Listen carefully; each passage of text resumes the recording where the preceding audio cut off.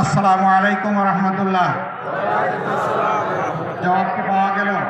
না, যায়নি। আসসালামু আলাইকুম রহমতুল্লাহ। আলহামদুলিল্লাহ। কেমন আছেন প্রিয় জলঢাকাবাসী? আলহামদুলিল্লাহ, আলহামদুলিল্লাহ রাব্বিল আলামিন। ওয়াসসালাতু ওয়াসসালামু আলা রাসূলিহিল কারীম ওয়া আলা আলিহি ওয়া সাহবিহি ওয়া আহলি বাইতি আজমাইন। আমাদের প্রাণপ্রিয় জলঢাকা উপজেলা বাংলাদেশ জামাতে ইসলামীর উদ্যোগে আয়োজিত আজকের এই জনসভার সম্মানিত সভাপতি, সম্মানিত উপজেলা আমির, সম্মানিত বিশেষ অতিথি, বাংলাদেশ জামাতে ইসলামীর অন্যতম সহকারী সেক্রেটারি জেনারেল, কেন্দ্রীয় নির্বাহী পরিষদের সদস্য, রংপুর দিনাজপুর অঞ্চলের সম্মানিত পরিচালক, বিশিষ্ট আলেমে দ্বীন জনাব মৌলানা আবুল হাসানাত মোহাম্মদ আব্দুল হালিম, আমার মঞ্চে বসা কেন্দ্রীয়, আঞ্চলিক, স্থানীয় নেতৃবৃন্দ, জেলা নেতৃবৃন্দ,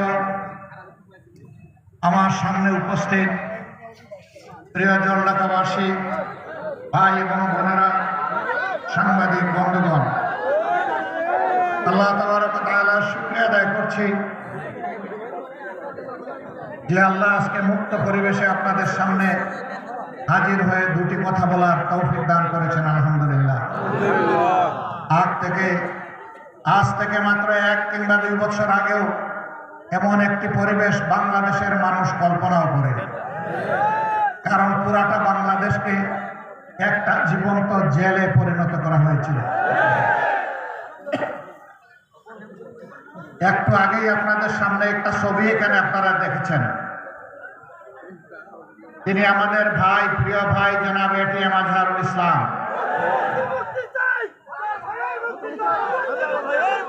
ফ্যাসিবাদীরা বিদায় নিয়েছে। এই ফ্যাসিবাদের নির্মম নির্যাতনের শিকার এটিএম আজহারুল ইসলাম এখনো কেন জেলের ভিতরের জবাব সরকারকে দিতে হবে। আমরা কোনো ধানাই পানাই চাই না। নিষ্কলুষ এই জনতাকে জনগণের বুকে ফিরিয়ে দিন। জনগণের জন্য কাজ করার সুযোগ সৃষ্টি করে দিন। এই নিষ্কলুষ মানুষগুলোকে অপরাধী দায়ের জুড়ে সাজিয়েছিল যারা, আল্লাহ তাআলা আজকে বাংলাদেশের জনগণের অন্তর থেকে তাদেরকে গায়েব করে দিয়েছেন। এরা হাজারো মায়ের বুক খালি করেছে, হাজারো বোনকে বিধবা করেছে, হাজারো সন্তানকে এতিম বানিয়েছে। জায়গায় জায়গায় নাগর তৈরি করে এই যুগের নিকৃষ্ট গোপন বন্দিশালা এরা তৈরি করেছিল।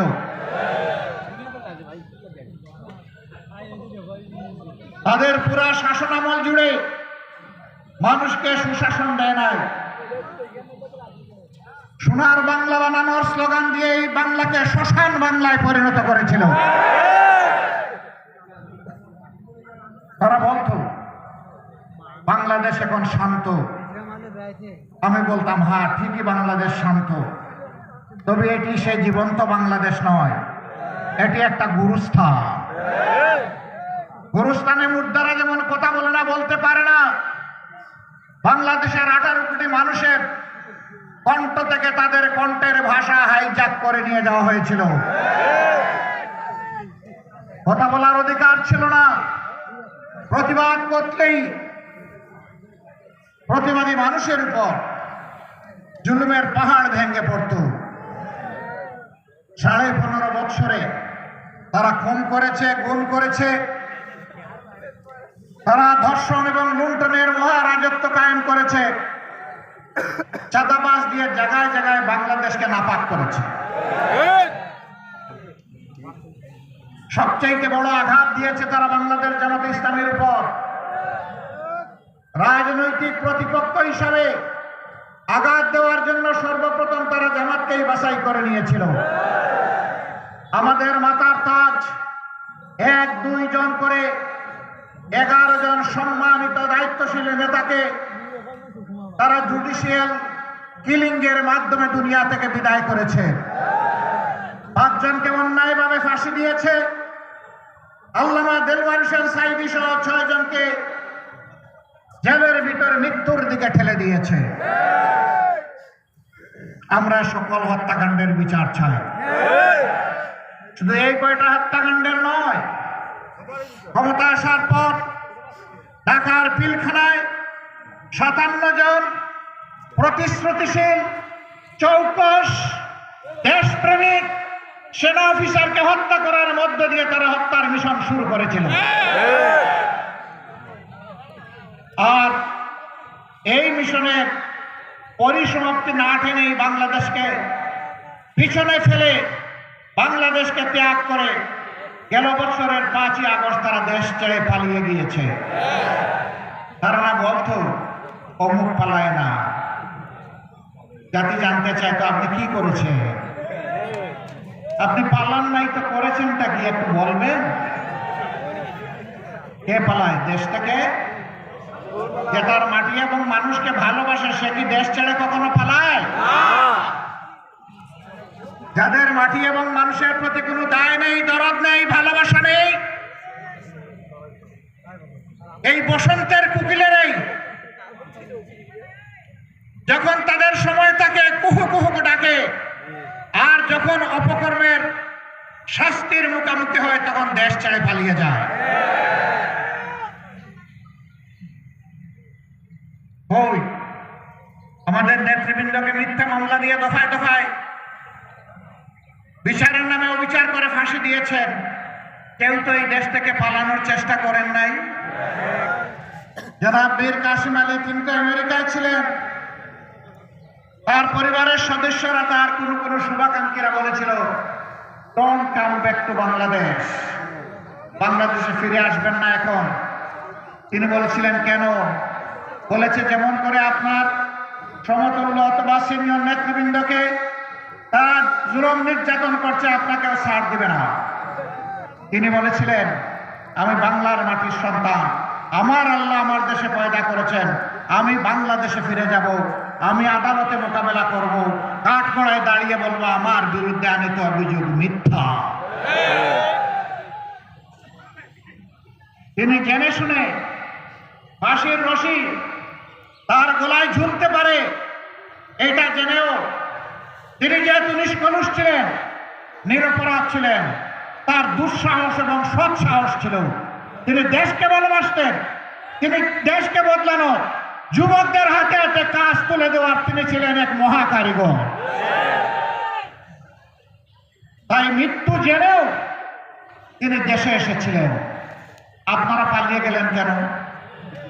আর গেলেন তো গেলেন, শেষ পর্যন্ত কলা পাতায় ঘুমাইলেন। দরকার ছিল সুপ্রিম কোর্টের অ্যাপিলেট ডিভিশনের বিচারপতি, আপনি হয়ে গেলেন দলবাস। এক একজন নেতার বিরুদ্ধে ফাঁসির এক একটা অর্ডার দেন, আর ওই রাত্রে যে ট্যাক্সিতে গাল ফুলিয়ে ফুলিয়ে পেছিয়ে পেছিয়ে কথা বলে। আল্লাহ জালিমদেরকে ছাড় দেন কিন্তু ছেড়ে দেন না। সিলেট সীমান্ত দিয়ে বিচারপতি মানিক সাহেব পালাতে গিয়েছিলেন, কিন্তু আল্লাহর ইচ্ছা তিনি জনগণের জালে ধরা পড়ে গেছেন। তাকে যখন জনগণ জিজ্ঞেস করেছে আপনি কে গো, তিনি বলেছেন আমি শামসুদ্দিন চৌধুরী। লোকদের স্মরণ হয়ে গেছে, জিজ্ঞেস করছে আপনি কি স্যার সেই কালো মানিক? ভাই কালো দল সব আল্লাহর দাম, কিন্তু এই লোকটার চরিত্র ছিল কালো। আমিও কালো, অসুবিধা নেই, আমি তো নিজের থেকে আমার চেহারা ধারণ করি না। আমার মাহবুব যেমনটা আমাকে পছন্দ করেছেন তেমনই দিয়েছেন, আলহামদুলিল্লাহ। কালো মানুষগুলো আল্লাহর সৃষ্টি, সাদা মানুষগুলো আল্লাহর সৃষ্টি, বাদামি মানুষগুলো আল্লাহর সৃষ্টি। হযরত বেলাল রাদিয়াল্লাহু তাআলা আনহু, তার চেহারা কালো কুচকুচে ছিল, কিন্তু আমরা গর্বিত তিনি আমাদের নেতা। আমরা আল্লাহর কাছে দোয়া করি তার সাথে যেন আমাদের আসরও হয়, জান্নাতও নসিব হয়। তাকে যখন জিজ্ঞেস করলো আপনি কি সেই মানিক, বলে হ্যাঁ। বলে স্যার আপনি কোথায় আছেন? সম্ভবত ভারতে আছি। কেন গো স্যার আপনি ভারতে যাবেন কেন? যা নিয়ে পালাচ্ছিলাম। ওরা বলে না গো শোনা, আপনি ভারতে যেতে পারেন না, আপনি বাংলাদেশের জালে বন্দী হয়ে গেছে। এখন আপনি কোথায় আছেন জানেন? তা জানি না। ওই যে দেখেন আপনি কলা পাতার উপর শুয়ে আছে। বলে হ্যাঁ তাই আমার ব্যাগ গেল কোথায়? কিসের ব্যাগ? বলে টাকার ব্যাগ। কত টাকা ছিল? ৭৬ লক্ষ টাকা। কেন আপনি এটা নিছিলেন? পালাতে গিয়ে আমার তো ওখানে খাওয়া দাওয়া করা লাগবে, এই জন্য নিচ্ছিলাম। কে নিয়ে আসলো আপনাকে এখানে? বলে যে ভারতের কিছু লোক। যে তারা আপনাকে এখানে ফেলে মানিক নিয়ে চলে গেছে। প্রিয় ভাইয়েরা, কেন এই অবস্থা কেন হয়েছিল? কারণ তারা জানে নিরীহ মানুষগুলোকে ঠান্ডা মাথায় তারা খুন করেছে। আমরা প্রত্যেকটা হত্যাকাণ্ডের বিচার চাই। শেষ পর্যন্ত জুলাই আন্দোলনে যাদেরকে নির্মমভাবে হত্যা করা হয়েছে, আমরা সেই হত্যাকাণ্ডের দৃশ্যমান বিচার দেখতে চাই। কথা একেবারেই সাফ। ওই বিচার আর প্রয়োজনীয় সংস্কারের আগে কোনো ইলেকশন বাংলাদেশের জনগণ দেখতে চায় না। আগেই দুটো হবে, তারপরে ইলেকশন হবে। আমরা ইলেকশন চাই, তার আগে এই দুটো চাই। এই দুটো দিতেই হবে। এ দুটো ছাড়া বাংলাদেশের জনগণ কোনো ইলেকশন মেনে নেবেন না।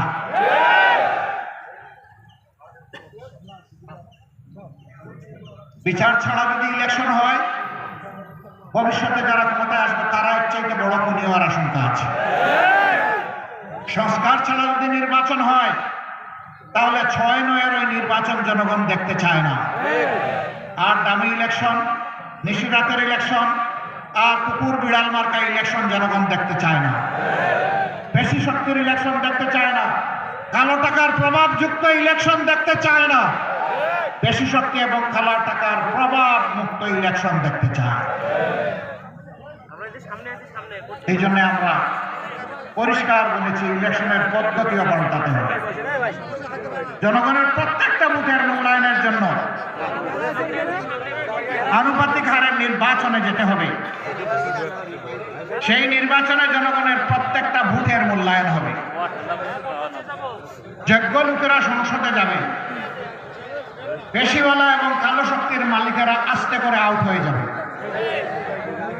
একটা মেধাভিত্তিক যোগ্যতা সম্পন্ন একটা পার্লামেন্ট হবে। সেই পার্লামেন্ট বাংলাদেশকে ইনশাল্লাহ আগামীতে মুক্তির পথ দেখাবে। আমরা ওই পার্লামেন্টটা চাই।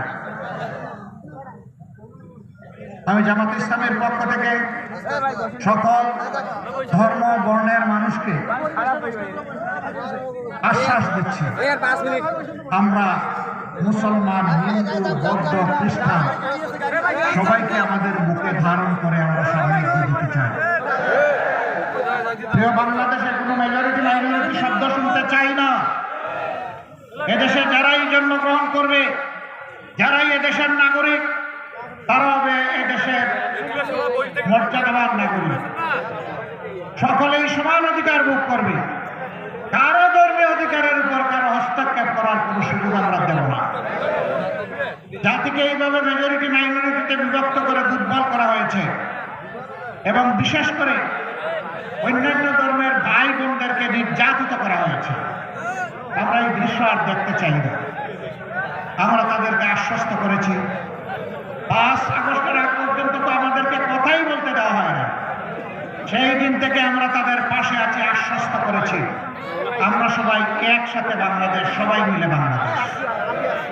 প্রিয় দেশকে আমরা গড়ব, শান্তিতে আমরা থাকব, সম্মান নিয়ে আমরা মর্যাদার সাথে এখানে বসবাস করব। আমরা মা বোনদের উদ্দেশ্যে বলতে চাই, আমাদের এই দেশে মা, বোন, মেয়ে সমাজে তাদের যে মর্যাদা প্রতিষ্ঠিত হওয়া দরকার, আমরা মনে করি এটি নেই। কোরআনের ভিত্তিতে আগামীর যে বাংলাদেশ হবে সেখানে মায়েরা, বোনেরা, মেয়েরা তাদের পূর্ণ মর্যাদা পাবে। আমরা তাদেরকে সম্মানের আসনে বসাবো। সমাজের অগ্রগতি উন্নয়নে, এমনকি যুদ্ধের ময়দানে যারা যেতে আগ্রহী তাদের সকলের জন্য উপযুক্ত জায়গা তৈরি করে দেওয়া হবে ইনশাআল্লাহ। আল্লাহ রসুল তাই করেছেন, আমরা ওই পথ ধরেই আগাবো। তারা ব্যবসা করবেন, চাকরি করবেন, শিক্ষকতা করবেন, যুদ্ধের ময়দানেও তারা অংশগ্রহণ করবেন। সমাজের এমন কোনো ক্ষেত্র নাই যেখানে তারা যাবেন না, তবে জোর করে কাউকে নেওয়া হবে না। যার প্রয়োজন আছে, আগ্রহ আছে, যোগ্যতা আছে, তাকে তার জায়গায় বসিয়ে দেওয়া হবে ইনশাআল্লাহ। তরুণ যুবকদেরকে বলতে চাই, যুব সমাজ যুবতীদেরকে বলতে চাই, আমরা তোমাদেরকে বেকারের সার্টিফিকেট তোমাদের হাতে তুলে দেব না। আমরা তোমাদেরকে দেশ গড়ার কারিগরের সার্টিফিকেট তোমাদের হাতে তুলে দেবো ইনশাআল্লাহ। তোমাদের মধ্যে দেশপ্রেম, মানুষের প্রতি ভালোবাসা আমরা তৈরি করে সর্বোচ্চ দক্ষতার সাথে তোমরা যাতে তোমাদের পা চুকে বের হওয়ার সাথে সাথে জাতিকে, বিশ্বকে কিছু দিতে পারো, সেই রকম করে আমরা তোমাদেরকে গড়ব ইনশাআল্লাহ। অতএব আল্লাহ বাংলাদেশের জনগণের সেবার সুযোগ আমাদেরকে দিলে সর্বপ্রথম আমরা গুরুত্ব দেব শিক্ষার উপরে। শিক্ষা জাতির মেরুদণ্ড, মেরুদণ্ড মজবুত হলে এই জাতি শক্তিশালী হবে। মেরুদণ্ড দুর্বল থাকলে এই জাতি বর্তমানের মতো এই রকমের অবহেলিত থাকবে। আমরা এই জাতিকে একটা শক্তিশালী জাতি হিসাবে গড়ে তুলতে চাই। এই সপ্তাহের বাংলাদেশে কোনো বৈষম্যের জায়গা দেওয়া হবে না। উনি প্রধানমন্ত্রী, তাই তার বাড়িতে সেখানে উন্নয়নের স্রোত শুরু হবে, উন্নয়নের জোয়ার শুরু হবে, আর অন্য এলাকায় কোনো